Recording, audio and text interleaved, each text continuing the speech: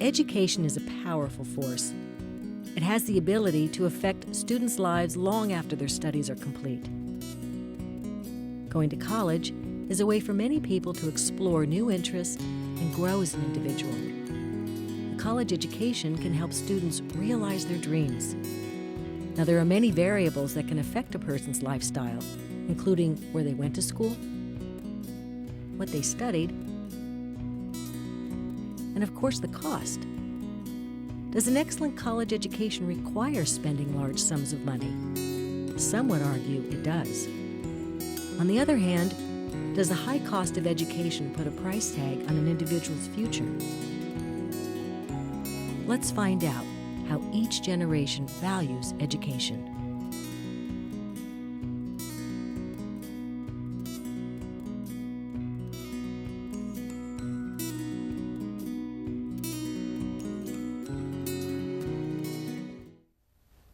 Hello and welcome to Generations.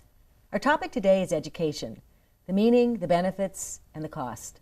And of course, we'll look at the way in which various generations view the need and importance of education. Our first guest is Dr. Edward Yaw, President of County College of Morris. Welcome, Dr. Yaw. It's my pleasure to be here. Well, thank you so much for joining us. I look forward to it. So, what does it mean to be President of County College of Morris? Well, I've had the great pleasure and honor to have served as president of the County College of Morris since 1986, so I've been doing this for almost 30 years, and so it's been a wonderful experience for me. That's wonderful. We have, the wonderful students here, the producers, have put together a video. They went to the street and they asked various people what they thought about education. So we're going to look at that video now. Education has the power to affect students' lives long after their studies are complete. The school, major, and degree are just some variables that affect a person's lifestyle, their career, and relationships. Despite differences in age, social class, sex, or religious beliefs, there is no doubt that education plays a vital role in shaping a person's life. From social status to job placement, education on all levels is an integral part of our lives. Hi, my name is Amy Labrizzi. My name is Lucas Frank. My name is Michelle Bryce. I'm Marlena. I'm 43 years old. I'm 61. I am 42 years old. I'm 16. I go to Morristown High School right down the block. Graduate of Bloomsburg University in Pennsylvania. I have a master's degree in what's called Orientation and Mobility for the Blind. I have a bachelor's degree from North Carolina A&T. My education has meant freedom to me. I have the freedom to work and provide wonderfully for my family. My education has given my life a great deal more depth in terms of how I think about things. It has been very important to me in my career and just moving forward in the industry, and I look forward to going even higher. I really want to make a difference in the world. I don't really just want to go to high school and get a job. I want to do something that people can look back on and be like, wow, she's a pretty cool girl. I form relationships with many different age groups. I love kids and the freedom to be who I want to be in the order that I want to do it. My name is Karen. My name is Hurley Fox. My name is Anna. I'm 55 years old. I'm 19 years old. I'm 31 years old. I'm thinking I'm 4. I graduated Warwick University in England. Go to the County College of Morris. I got my bachelor's in communications from Seton Hall University. When I took my degree all those years ago, I think I wanted to be a teacher. Life got in the way. I had a family and I spent time raising my children and quite frankly didn't do anything with my degree. Education is an important thing and it offers opportunities to people who otherwise wouldn't have it. I think today in modern America it puts a social pressure on kids like my age to go to college. We don't really have a choice. Without my education, I wouldn't have been able to get the job I wanted, plain and simple. I play with my friends when I'm at school. I think with education, people of any age can reach their full potential. We're also teaching children things in schools that necessarily we don't need. We don't have a lot of real-world experience at our colleges, and the jobs that we're teaching for don't necessarily exist anymore. I think we need to adapt it was definitely a huge factor in being able to get a job in the industry in which I wanted to pursue a career in. Hi, my name is Sharon Wesa. My name is Jonathan Del Rey. My name is Violeta Vasilas. I'm 28 years old. I'm 43 years old. I graduated from Rutgers University with a Bachelor of Arts degree. I have an MBA. And I have a bachelor degree from Columbia University. My world has been transformed through my educational opportunities. I was able to study abroad in Spain, and I also received a Fulbright scholarship to be able to do research in Brazil. It taught me how other people think, and how to navigate, certain circles of people that maybe you wouldn't otherwise be exposed to. So I think it was more social than educational. I don't mean like social like drinking beers and things, but social in that you're exposed to smart people from a variety of backgrounds, and you sort of learn how to think collaboratively. Even I'm not getting paid practically what I consider my education, but I still feel it's not just the money what makes the person, it's your knowledge, and that nobody can take it away from you. I think of just being able to have a different perspective of how we treat other people, how we perceive issues that are of importance to those whose lives are very different from our own. So I think the more education you have, the better person you are, and more successful you are. So, Dr. Yaw, it was interesting to see how various people from various generations view education. How was education viewed, higher education, in your day? Well, it's very interesting. It's a great topic, and the video was fabulous. Students did a terrific job in putting that together. But, when I think about the generations in education, I have to think through the lens of my family, starting with my father and his collegiate experience, my own experience, of course, that of my children, and now I have 2 grandchildren who will be in college in the fall. So looking at those 4 generations is kind of an interesting experience. For me, I grew up in a small town in upstate New York. Happened to be a college town, so we had 2 colleges. 11 miles away, we had 2 other colleges. My father was a professor at one of those colleges, and so everybody I knew that was of college age was in college. So as I grew up, I didn't think there was much of an option. But quite frankly, if you went to surrounding communities, the farm communities, for example, I think the story would have been very different. And certainly in the inner cities, it would have been very different in the late 50s, early 60s.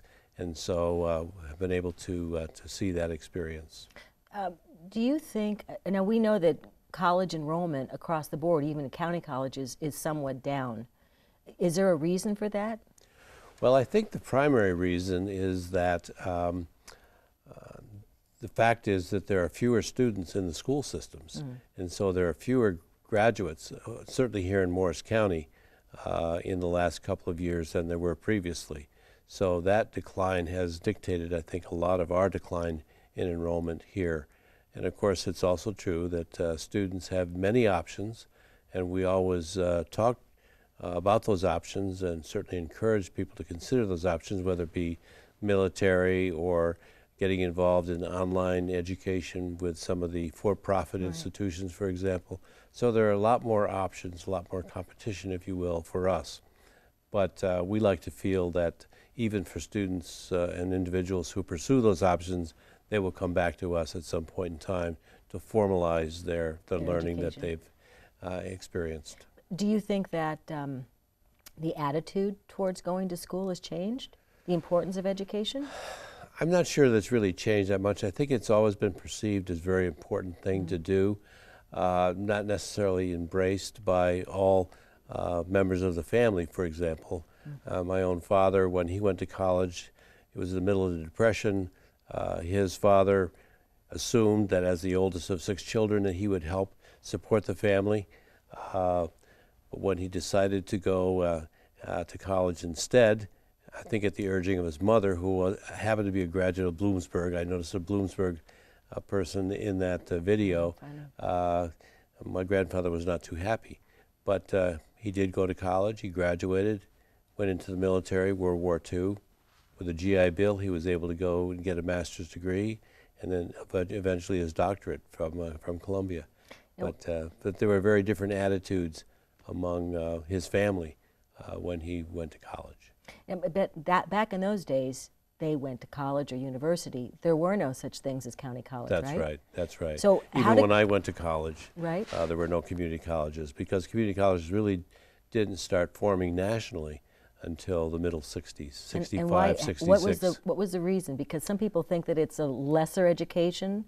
It's not, is it? No, well, we certainly don't think so at all. In fact, we think it's a superior There you go. education in many respects. But the fact is, in the 60s, we were having a tremendous baby boom. The baby boom generation was hitting, going through the high school system, and there simply were not enough spaces in existing colleges and universities to accommodate all the students who were graduating from high school at that time. And so in the middle 60s, the New Jersey legislature passed legislation which enabled local counties to establish community colleges in their counties. It also established 2 new state universities in New Jersey, that being Stockton, Richard Stockton College, and Ramapo College, were both formed as in direct result of that tremendous push for enrollment. And so the county college was formed as an addendum to another college experience, or? Well, yes, and I've often said, and having looked at and been a part of community colleges for many years, that many community colleges were started by people who came out of the public school system who tended to precipitate the notion that it was an extension of high school. But there were others, including the people who started community college, County College of Morris, who were from universities, who really saw it as the beginning of higher education and wanted to maintain the same standards, wanted to have the same kinds of experiences for our students, not only academically, but in the extracurricular life of the institution as well, including athletics. So they like to say that any student who came to CCM would get the same experience that they would have at any college or university they might go to, except perhaps for the dorms. But as I remind freshmen when I see them each year, we have everything but the dorms, but they get to stay home and have mom's cooking for another year. There you go. That's a good thing. Instead of dorm food. Right. Which will put on 20 pounds in a heartbeat. Right. So the whole college system, do you think that, I mean, I think some people shy away from county colleges because they feel that, like you said, they're not going to get the collegiate experience, but actually it's a great opportunity for them to cut the cost of their education, correct? Tremendous opportunity. We talk a lot about tuition averaging, and whereas our full-time tuition for a full-time student for 1 year is a little more than $3,000 compared to $40,000, $50,000, $60,000, $75,000 for a 4-year public or independent college. It's a very big difference. And of course, with our wonderful transfer policies and so forth, students can complete their degree here, move on to a 4-year college, and get the same education in 4 years for maybe half the cost. So, and what do you feel is one of the more important aspects of education outside of the academic, especially here at County College of Morris? Well, there are many outside activities that are very important, and that's one of the reasons why we have such a robust campus life program here. But probably one of the things we focus on most is leadership. I think providing opportunities, again, through student organizations for students to develop their leadership skills, to develop their skills in terms of working with other people as teams, very important for the corporate world that some of them may be going into, and just the experience of getting to know their fellow students. One quick question. Do you think that Hurley was correct that you don't provide a real-world experience here? Well, I would beg to differ a little bit because, again, it depends on the majors. Community colleges generally, including CCM, have been very nimble in terms of creating programs and degree programs directly related to the needs of our society. So, for example, we're always starting new programs. We've recently created programs in cybersecurity, for example, and in terms of game development and those kinds of things. We try to provide students with the opportunities for internships and co-op experiences as part of their academic programs. And the fact is that much of the teaching is done by adjunct professors who here in Morris County come from some of the finest corporations, businesses, law firms. So we have outstanding scientists, engineers, lawyers, and so forth who also go into the classroom to bring their real-life experiences into the classroom. So we can sum it all up by saying that students here have a very decided benefit, don't they? We really feel that they do, and we always hear from students after they've graduated, whether they've gone on to a four-year college, university, or a job, how meaningful their experience was here and how much it prepared them for their later opportunities. That's wonderful. Thank you so much for joining us today. It was wonderful. We'll be back right after this.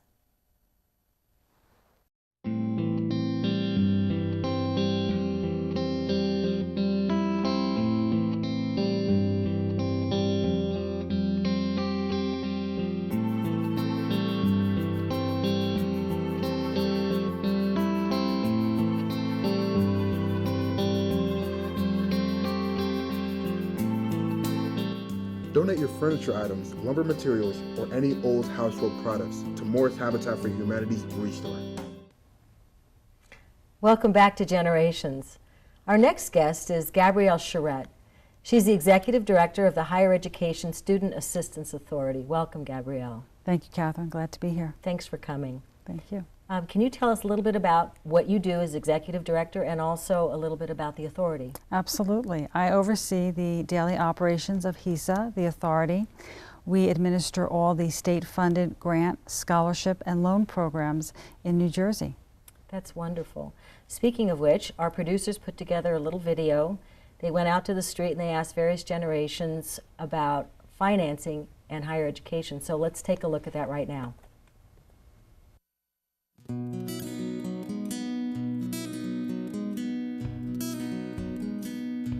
Is education worth the price of a lifelong debt?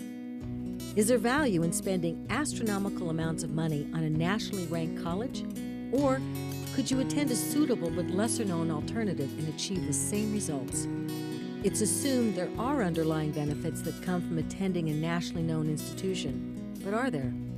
Or do the long-term economic savings of attending a county college outweigh those benefits?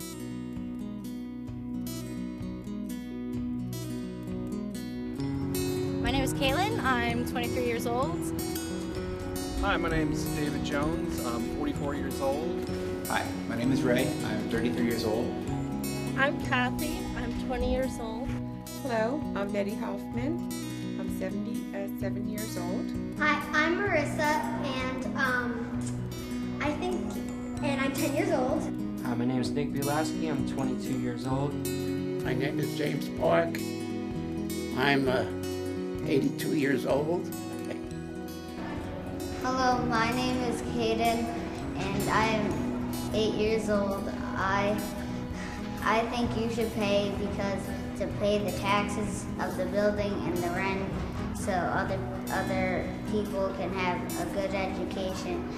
I think in today's economy, there's an oversaturation of people with a bachelor's degree to the point where a bachelor's degree in today's society is almost the equivalent of a high school diploma. Things might seem like up in the air, but as far as the experience goes, having been a TV major, I went to Emerson College, and so the camaraderie and the work and everything that kind of just comes out of the extracurriculars is worth the tuition. It's not easy for the parents to give their children a college education today. And I think for budgeting purposes, it's better to start out at a 2-year community college rather than put out all the money. I think you should pay for college because before you go to college, you can learn to be more responsible with your money.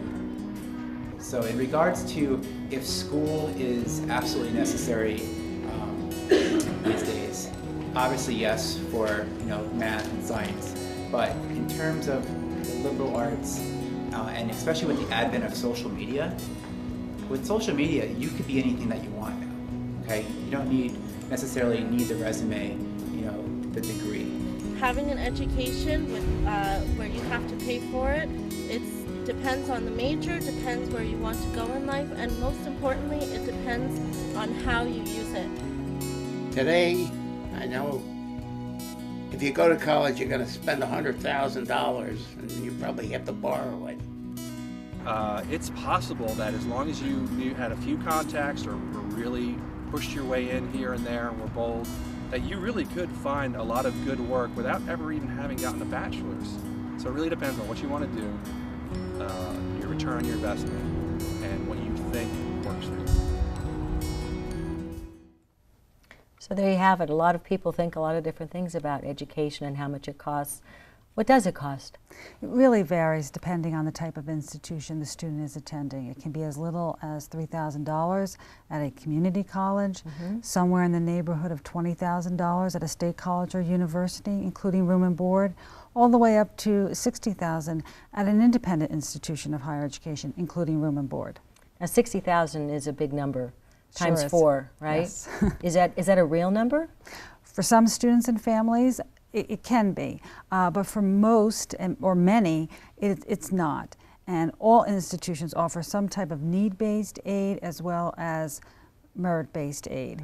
And all institutions of higher education are required by law to have a net price calculator on their website, so students and families can go to the website, enter all their financial data, and get an estimated net price to attend the institution, as opposed to the sticker price. But regardless, it's gonna cost more than a county college. And I think the question that looms on everybody's mind is it worth it? Is it worth it to pay that much money to go to college and to be left with a debt after you get out, after you graduate? You know, I mean, it really depends. Like I think the young woman in the video said, it depends on what you want to study, what your end goals are in life, and it really too depends on how much the student is willing to personally invest. If the student's willing to apply themselves and work hard, they're going to get a lot out of it, regardless of where they go. County college is a great option, though, for many people, isn't it? It is, and unfortunately, it's sometimes one that people overlook. Do you think that, I mean, you can probably track the amount of people that actually apply to county colleges. Do you see a trend heading more to county colleges? The last couple of years, we've actually seen a slight decrease in enrollment in community colleges, but I think as the word gets out, possibly we'll see an increase. Well, hopefully this will get the word out, I right? hope so. So tell us a little bit more about HESA, because I think it's very interesting. I don't think a lot of people understand how much aid New Jersey actually gives to students. Yes, New Jersey is one of the most generous states in the nation in terms of need-based financial aid. The Higher Education Student Assistance Authority is an independent state agency. We're headquartered just outside Trenton, and we administer all the state-funded grant, scholarship, and loan programs. And so how many students do you think benefit by that? Well, we know approximately 70,000 New Jersey students each year receive a tuition aid grant. And then we have our NJ STARS program, which offers free community college to high-achieving high school students, and approximately 2,000 students take advantage of that. And then there are several thousand students that take advantage of our NJ Class Loan program. Now, you said there's 2,000 students that take advantage of it. Could there be more? Absolutely. We just sent letters. They just don't know to, about it, maybe? Well, no, we actually send letters each year to potentially eligible students. We just sent a letter to approximately 13,000 students advising them of their potential eligibility for NJ STARS based on their academic performance. So if people wanted to check to see if they were eligible for any kind of grants or aid from New Jersey, how would they go about doing that? Well, the very first thing they should do is file the free application for federal student aid. That's the federal grant, and New Jersey uses that. Go to fafsa.gov and file that. If you're a New Jersey resident, it will automatically come to New Jersey, and then we will follow up with you. Or you could also go on the HESA website. You can also go on the HESA website. And that's HESA.org, correct? Yes. So do you actually feel that there's an advantage? I mean, I know that a lot of students worry. They think, well, if I went to county college and I don't go to university, I'm not going to get as good of a job when I get out in the workforce. Is that true? I think it depends on what the student wants to do. Certainly there are a number of technical careers that you can get a certification for at a community college and do very well in life. But I think it's very important that students who do want to go on do avail themselves of that opportunity. So at what cost, though? I mean, at what cost to potentially the rest of their lives? I mean, how long are they strapped with debt? It really varies depending on the individual and what their long-term aspirations are and what their income is. And some students are paying student loans for 20 years, but you know, some after a couple of years get a really good job and they're able to come in, and we see this every day at HESA, they're able to come in and pay off their loans in full. I think it's important to remember that your education is going to last you a lifetime, and it's going to open possibilities to you that you have no way of knowing, and why are you foreclosing those opportunities? So, and now HESA also controls the 529 program. Can you tell us a little bit about that? Yes, that's NJBES is our state's 529 college savings plan. It allows students and families to save for the cost of college with after-tax dollars, but those dollars grow in the investment account tax-free, and when they are taken out, if it's for a qualified educational expense, there's no taxes paid on the interest earned in those accounts. And then what happens if all the money's not used? Does it go back to the people who originally opened it? So they can change beneficiaries. So if your son decides to go to a lower cost institution and stay, and there's some money left in his account, you can transfer to your daughter's account. So you can change beneficiaries. There is a tax penalty if you take the money out and you don't use it for a qualified education expense. Do you think that the cost of a college education equates to the level of job that somebody gets when they graduate? I mean, obviously, if you're going to be a neurosurgeon or an oncologist or whatever, you're going to have a higher paying job. But what about for the liberal arts major or the linguistics major or the, you know, I mean, how does that? I think it's very important to be well-rounded. I was a liberal arts major, and I think I've done just fine.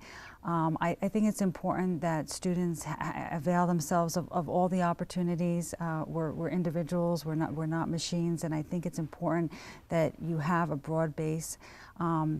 You can discover things that you didn't think you were good in, and maybe now that you've had those opportunities and those experiences, you can build upon them. I didn't actually think when I entered college that I would end up going to law school, but that was the path that I ultimately pursued.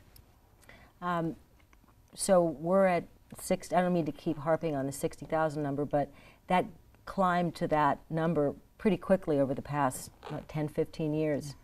How high can it go? I think it's actually, I don't know if it's going to go down, but I think it's actually going to start to slow down. I don't think we're going to be seeing as much of an increase. I think everyone kind of realizes that you're starting to get to a breaking point. To max. Yeah, we're kind of maxed out. Do you think, now this is not a trick question, but do you think that there's ever a possibility that student loans will be forgiven? Well, right now there is a federal program to provide forgiveness for student loans for people who go into income-based repayment and stay in that program for a number of years, or for people who go into public service. And there are loan forgiveness programs, especially in the healthcare area for primary care practitioners in high-need areas. Well, that's really good to know. Yes. Hey, listen, thank you so much for joining us. You've been a wealth of information. We really appreciate you coming on the show. It's been a pleasure. And I'd also like to thank our guest, Dr. Edward Yaw, who's president of County College of Morris, and of course, Gabrielle Charette, executive director of the Higher Education Student Assistance Authority, for the enlightenment they provided today. And I certainly hope you'll join us again. And don't forget to look out for us on YouTube at CCM Generations. Until next time, I'm Catherine Kelly.